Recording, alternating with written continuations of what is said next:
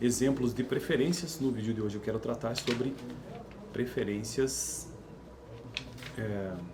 ou bem neutro. Então vamos verificar o que isso significa em microeconomia. Estou construindo uma playlist introdutória neste canal sobre microeconomia. E o livro texto base que eu estou utilizando é este livro aqui. Microeconomia, princípios básicos variando.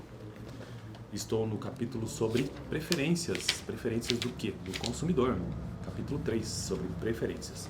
E tem uma frase que é bem marcante, que é sempre necessário e importante repetir, que diz o seguinte: as pessoas escolhem as melhores coisas pelas quais podem pagar. Então eu vou repetir: as pessoas escolhem as melhores coisas pelas quais podem pagar. Veja bem, essa frase aqui, para nós entendermos esses tópicos de microeconomia, então as pessoas escolhem as melhores coisas pelas quais podem pagar. O poder pagar dessa sentença refere-se o quê? À restrição orçamentária, que eu já tratei no capítulo 2.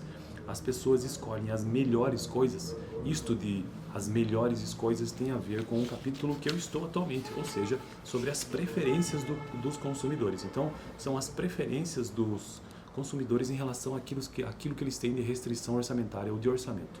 As pessoas escolhem, o início da frase tem relação com o mercado em si, né? O livre mercado, poder escolher, que foi assunto do capítulo 1 deste livro. Bom, então, ultimamente tenho tratado sobre exemplos de preferências do consumidor. De forma gráfica existem alguns padrões, são curvas de indiferença, e cada um desses bens, por exemplo, substitutos perfeitos, eles formam um padrão de comportamento gráfico. Os complementares perfeitos também, os bens ou um bem mau também criam um certo comportamento, e hoje os bens neutros ou bem neutro. Vamos lá. Um bem é neutro se o consumidor não se importar com ele nem de um jeito nem de outro. Então, que na verdade parece até evidente, né? Um bem é neutro quando o consumidor não se importa se ele seja de uma maneira ou se ele esteja de outra maneira. Se o consumidor for exatamente neutro com relação à anchova, essa é uma pergunta. E se o consumidor for exatamente neutro com relação à anchova? Neste caso, suas curvas de indiferença serão linhas verticais, como retrata a figura 3.6. A figura é esta aqui, ó. As curvas então de indiferença de um bem neutro, o consumidor gosta de pimentão, mas é neutro em relação à anchova, de modo que as curvas de indiferença são linhas verticais. Olha só como então as curvas se comportam. Deixa eu ver se vai aparecer no vídeo bem aqui.